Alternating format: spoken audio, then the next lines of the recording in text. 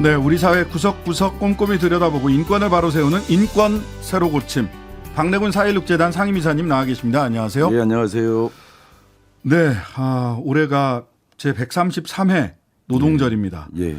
133년이라는 긴 역사를 한번 좀 짚어줘 보시죠. 예, 이게 이제 처음 시작한 이게 1886년 5월 1일 날 미국의 그 시카고에서 노동자들 8만 명이 총파업을 벌였거든요. 이때 이제 주장이 제일 중요했던 주장이 그 8시간 노동제거든요.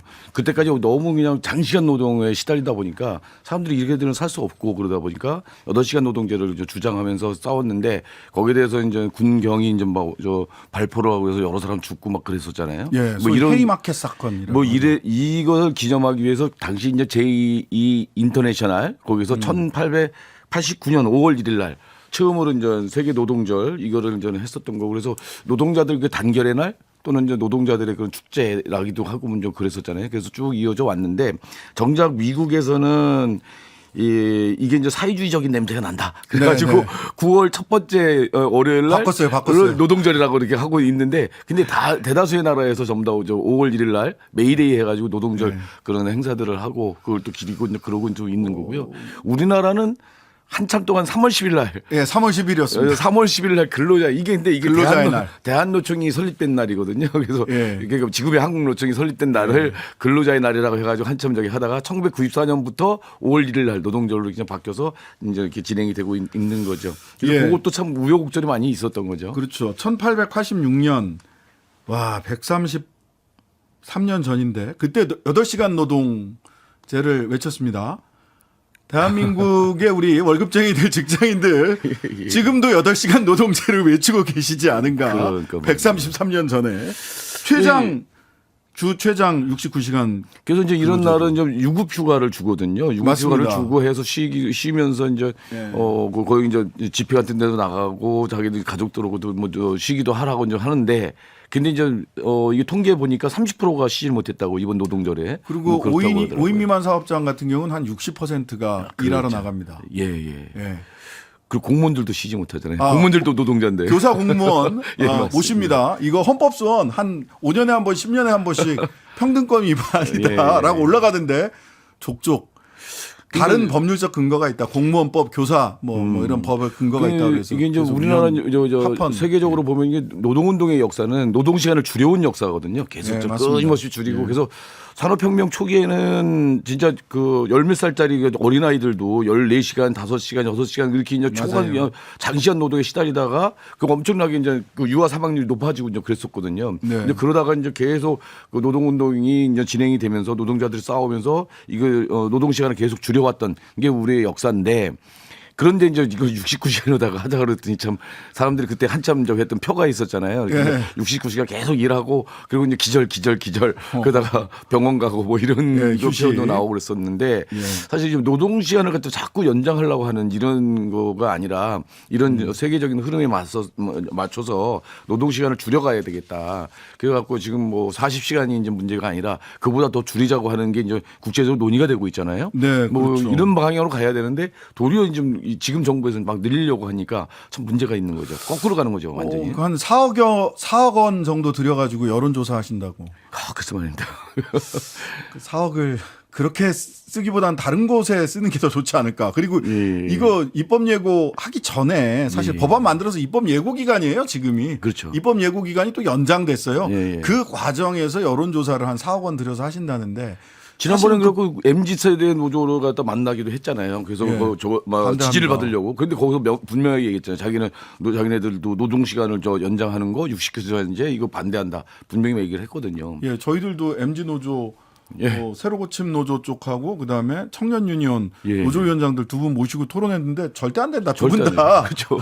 더구나 젊은 세대일수록 더더욱 그 노동 시간 문제에 예민한데. 예. 근데 이게 노동 시간이 한 2,100시간 정도 되든가 연간 저희들 노동 시간이. 근데 독일은 연간 노동 시간이 우리나라의 3분의 2 수준 정도밖에 안 되더라고요. 우리나라가 노동 시간 이 장시간 노동으로 보면은 이게 이제 OECD 1, 2위를 다투잖아요. 네, 그렇더라고요. 그래서 이제 평균보다 OECD 평균보다도 훨씬 높고 그리고 방금 말한 그 독일이라든지 저쪽에 이제 선진국 이른바 이제 북유럽 국가들보다는 뭐 4,500시간 뭐 훨씬 더 예. 많이 일하고 이르게 되는 거라서 그렇더라고요. 한 800시간 더 많든가 600시간인가 예. 800시간인가 더 많아요. 그러니까 우리는 계속 이게 저임금 장시간 노동이 아주 고착되어 있고 그게 당연한 것처럼 여겨지고 있는 거거든요. 그리고 정부가 그러면 이걸 저임금 구조, 장시간 노동 구조를 갖다 바꿔야 되는데 이걸 거꾸로 가려고 지금 하고 있으니까 이게 저항이 이제 심할 수밖에 없죠. 산재 사망 사건도 그렇죠. 그 한 해 2,000명 뭐 가까이 산재 2,000명 뭐 이게 넘게 이제 사망을 하죠. 근데 현장에서 산업 현장에서 죽는 사람들이 이제 한 800명, 700에서 800명 가량 되는 거고 예. 그 중에 이제 한 절반 정도가 건설 현장에서 아이고. 떨어져서 죽고 뭐 하는 이게 건설 현장에서 많이 죽는 거거든요. 계속 매일 죽는 거예요. 매일 6명씩 뭐 이렇게 죽고 뭐 이렇게 하고 있는 건데 여기 이런 구조들을 바꾸지는 않고 지금 건설 노조를 계속 탄압을 하다 보니까 상당히 심각한 문제가 생기고 아니 있죠. 그러다 보니까 어제 전국 곳곳에서 참 많이들 모이셨던데 노동절 네. 기념 집회가 있었고 예. 이런 와중에 하필이면 또 민주노총 건설노조 강원지부 간부가 예. 법원 앞에서 앞에서죠. 영장 실질 심사를 받는 예. 날이라서 억울하다, 너무 억울하다. 그래서 분신을 하셨고 예. 긴급히 서울에 이제 한강성심병원이라고 그 화상 전문 병원이 있어요. 전문병원이요. 여의도 예, 바로 옆쪽에 예. 영등포구에. 네. 왜 제가 이걸 잘 아는지 참 정말 분신하거나 화상 입으신 예, 예. 노동자들이 그쪽으로 많이 가기 때문에 저도 종종 그 자리에서 천막을 치고 그분이 깨나시기를 기다렸던 허세욱 씨 예, 예, 그랬던 예. 기억이 있는데 예. 결국은 오늘 오후에 돌아가셨습니다. 예, 오늘 1시 9분경에 이제 돌아가셨습니다. 좀 진짜 안타까운 상황이고요. 이분이 그 어제 영장실질심사 바로 직전에 법원에서 분신을 하신 거거든요. 예. 이게 다른 간부 2명 같이 3명이 영장실질심사를 받기로 돼 있었는데 네. 이분이 이제 거기서 분신을 했고 나머지 2분에 대해서는 법원이 뭐 영장을 기각을 해줬어요. 다행히 이렇게 됐는데 이분이 이제 얘기한 게 뭐냐면 자기가 노조 활동한 게 정당하게 해왔지. 그런데 이거를 갖다 지시법도 아니고 공갈협박 뭐 이런 걸로 공갈협박범으로 이제 몰아가고 그러는 거는 도저히 자기 자존심상 용납할 수 없다는 거죠. 네. 자기가 노조 활동하는 게 왜 이게 불법이냐 이것에 대한 화도 나고 자기의 어떤 이런 정당한 활동 자체가 이게 이제 공갈범 이런 식으로 이제 몰아가는 것에 대해서 이제 분노하신 거죠. 예. 그러니까 이게 업무방해 및 특가법상 공갈 이거는 예. 노조가 특가법상 공갈이라는 것은 개인이 개인한테 공갈한 게 아니라 노조라고 하는 소위 범죄 조직 다수가 사장님을 공갈을 했다라고 특가법상 공갈로 네. 이렇게 의유를 했더라고요. 그러니까 자기가 조직적 공갈범이 된 상황을 이 노동운동 오래 하셨던 분이 너무 이 자기 자존감의 훼손을 맞습니다. 많이 받으신 것 같아요. 그 작년에 연말부터 이제 건설 노조에 대한 그런 건폭. 예, 엄청난 그 탄압이 이제 진행되고 있잖아요. 대통령이 직접 건폭이라고 그래갖고 엄정 뭐 수사를 해야 된다 뭐 그러면서 근절을 해야 된다 뭐 등등등 얘기를 아주 험악하게 하고 있거든요. 네. 그래서 지난해 연말부터 보면은 압수수색만 건설 노조에 대한 압수수색이 15차례 이상 돼 있어요. 그렇게 됐고 그리고 이제 소환 조사 받은 그 노조 간부들이 무려 950명이나 됐고 950명. 그 중에 지금 15명이 구속이 돼 있어요. 예.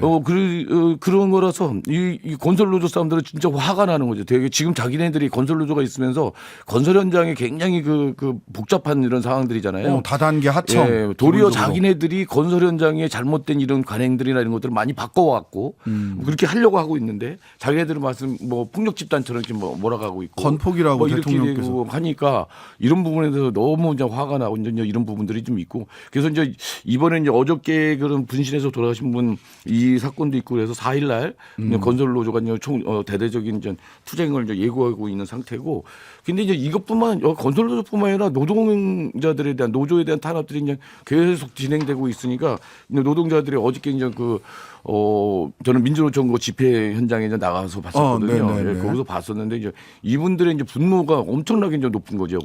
저희가 예전하고 상당히 다른 분위기다라고 하는 것들을 좀 어제 실감할 수 있었고요. 그러시더라고요. 그러니까 어저께 민주노총은 이제 주최 측 추산 이제 전국에서 이게 서울에는 어저께 3만 명 모였고 전국에서 13만 명이 모였다 그러고요. 네네. 그리고 그냥 주목해봐야 될 게 한국노총이 여태까지 메이데이 때 이런 노동자 대회 같은 걸 안 했어요. 근데 7년 만에 어저께 여의도에서 5만 명이나 모이는 대규모 집회를 또 하면서 윤석열 정부의 이런 노동 탄압에 대해서 맞서 싸우겠다라고 하는 결의를 밝히는 거죠. 그래서 양대 노총이 다 지금 굉장히 그 현 정권의 그런 노동 탄압에 대해서 물러나지 않고 그래서 맞서 싸우겠다고 하는 것들을 분명히 좀 하는 상태인 거죠. 뭐 건폭, 특가법상 공갈, 업무방해 이렇게 가니까 이게 구석으로 계속 사람을 몰거든요. 지금 자존감, 자존심 다 그냥 짓밟으면서. 그러니까 특히 이제 건설 현장 같은 경우는 이게 이제 건설 노동자들 같은 경우는 이제 일시적인 그런 고용,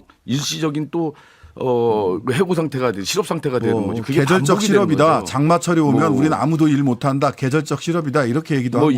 이런 상태에 있는 특수성이라고 하는 부분이 분명히 있는 거거든요. 네. 이 특수성에 맞는 그런 노조 활동이라고 하는 게 있고 뭐 이렇게 근데 이 노조 활동을 하는 게 앞에서 집회하고 그러는 것들을 이 정당한 노조 활동으로 보지 않고 이런 것들을 공갈 협박한 거다라고 이제 보는 거란 말이죠. 뭐 이런 식으로 하면서 심지어 현장에 있는 경찰들한테 주요 무슨 노조 간부를 잡으면 특진을 시키겠다. 뭐 이런 얘기도 방침입니다. 있고. 방침. 그리고 이제 국토교통부에서는 뭐 어떤 노조 간부들을 고발을 하도록 이제 종용하기도 하고 이러면서 아주 대대적인 아주 마녀사냥처럼 막 해가고 있는 이런 상태에 있어서 저는 앞으로가 더 굉장히 걱정이 됩니다. 지금 그 양해동 씨가 이제 분신하셔서 또 사망하셨는데 이게 좀 연쇄적인 반응이 일어나지 않을까 굉장히 걱정인데 정말 그러지 않으셨으면 좋겠습니다. 정말 그러지 않았으면 좋겠습니다. 예, 이렇게 계속 코너로 몰면 이분만 그런 감정을 느끼시는 건 아닐 거란 말이죠. 그렇죠. 아까 950명 소환 조사되고 벌써 15명 구속되고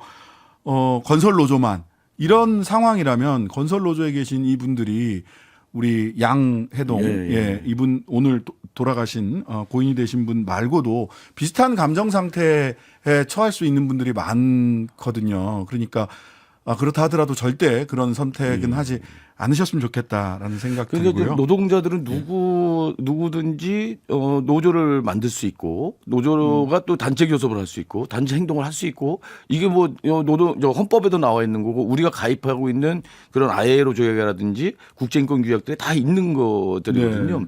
근데 이런 부분들 자체를 갖다가 불법 시행하고 그걸 적대시하면서 근절하겠다 뭐 이렇게 이런 식으로 이제 내몰아가는 거니까 지금 이 정부의 이런 노동 정책이나 이런 방향들이 이제 바뀌지 않으면 좀 큰일 날까 봐 걱정이 되고 있습니다. 예. 자, 그런데 대통령은 멈출 생각이 없어 보여요. 노동기득권의 고용세습을 뿌리 뽑겠다. 고용세습이 없었다니까요. 없는 걸 어떻게 뿌리 뽑습니까? 그냥 단협 안에 있었는데 사문화됐기 때문에 없었어요. 근데 그렇죠. 이걸 뿌리 뽑겠다고 하시니까 가상의 적과 자꾸만 싸운다. 이런 생각이 하나 들고 한국노총 5만 명 모였다고 하는데 한국노총 이거 정부에서 사실은 위탁사업 사업비잖아요. 한 뭐 1년에 26억 정도를 갖다 지원을 국고보조를 한다고 하는데 이 한국노총의 노조 활동을 위해서 쓰는 게 아니라 취약계층의 노동 근로상담 이런 거 하는 것들을 쓰는 거거든요. 상담소 운영하고 이렇게 되는 것들로 써놨는데 그걸 끊어버렸다는 겁니다. 이유는 뭐냐면 회계장부 몇 군데 제출 안 했거든요. 제출 안 한 이런 부분들을 가지고 이걸 문제 삼아서 잘라버린 거죠. 그거와 상관없다고 얘기하는데 말이 안 되죠. 이게 회계장부 이거는 좀 구분해서 보셔야 되는데요. 이거 국고보조금 받는 사업은 위탁이나 용역 받는 거거든요. 그렇죠. 이거는 회계자료 안 내면 그냥 바로 추징 들어옵니다. 그래서 이 문제가 아니에요. 근데 왜 노조가 회계자료를 안 냈다 그러니까 사람들이 헷갈려요. 야, 돈 받고 영수증 안 낸 거 아니야? 회계장부 그게 전혀 아니고요. 여기서 내라고 했던 건 뭐냐면 노조가 조합원들한테 조합비 받아가지고 노조 운영한 회계장부를 내라는 건데 그것도 표지는 다 냈어요. 총액, 큰 기준 내지. 그러니까 이 자세한 자세한 내용 예. 하나하나 돈 얼마 이걸 내라고 하는데 이거는 노조의 자주권 침해거든요. 자주적인 단결이 이제 생명인데 그걸 갖다가 부정하는 거죠. 예를 들면 내가 국밥집에 가서 10,000원 내고 국밥을 먹었어. 근데 이게 10,000원짜리 국밥인가? 이거는 따져 물을 수 있지만 내가 10,000원짜리 국밥 먹었으니까 니네 대차대조표부터 해서 회계장부, 니네 식당 회계장부 다 내놔. 이렇게 할 수는 없잖아요. 그래서 이제 어저께 한국노총에서 그 위원장이 이제 그 대회사를 하면서 했던 얘기가 지금 예. 이 정부가 이런 노동자들 탄압하고 노조를 탄압하고 하는 것들이 결국 사용자 편만 드는 거 아니냐, 자본 편만 드는 거 아니냐, 이대로 가다가는 우리도 맞서 싸울 수밖에 없다, 이런 결의를 밝힐 수밖에 없는 상황으로 이제 가는 거거든요. 그러니까 노정이 이제 아주 극한적인 대립 상황으로 이제 가라가는데 이 노정이 극한적인 대립으로 가게 되면은 산업계에도 굉장히 안 좋은 영향을 미치는 거잖아요. 경제에도 굉장히 안 좋은 영향을 미치는 것이고. 그리고 이제 건설 노조가 이제 문제 이런 것들이 있다고 한다면 현장에 문제가 있거든요. 여러 가지 이제 다단계 하도부라든지 계속 공사 기간 이거를 갖다 단축시키려고 하고 무리하게 이제 단축시키려고 하면서 생기는 문제라든지 아니면 안전 대책들 이런 부분들 같은 경우 이런 부분들 같은 건데 굉장히 문제가 많으니까 이것도 차근차근 해결해 가면 되거든요. 네. 근데 이거를 노조 때리기로 이런 식으로 해갖고 해결하려고 하는 게 그렇다고 한다면 지금 이렇게 건설 노조를 이렇게 탄압하고 이런 식으로 구속으로 몰아붙이고 그러게 되면 이제 안전 문제, 이제 사망하는 사람들도 더 나올 수도 있고. 네. 좀 더 산업 현장이 건설 현장이 더 어려워지는 상황이 되겠죠. 자, 오늘 고인이 되신 그 건설노조 강원지부 건설노조 양해동님 예. 그 유족들은 어떠십니까? 예, 유족이 이제 그 아내분도 이제 마트 노동자라고 이제 봅니다. 그리고 이제 그 중학교 다니는 두 아이가 있다고 이제 그러고요. 그런데 이제 가족들이 가족들이 이제 이런 부분들이 이제 알려지고 그런 걸 별로 원치 않고 있습니다. 중학교 다니는 아이들이 있으니까 아무래도 더 조심스러우실 것 같아요. 예. 그래서 참 고인의 좀 명복을 빌면서요.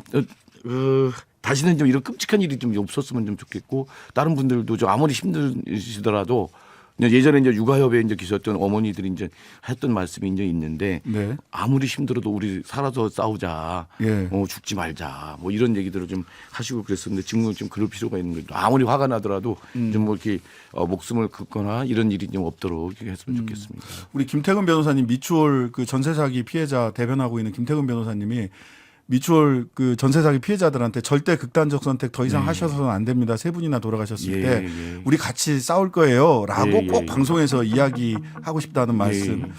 저희들도 삼가 고인의 명복 빌고요.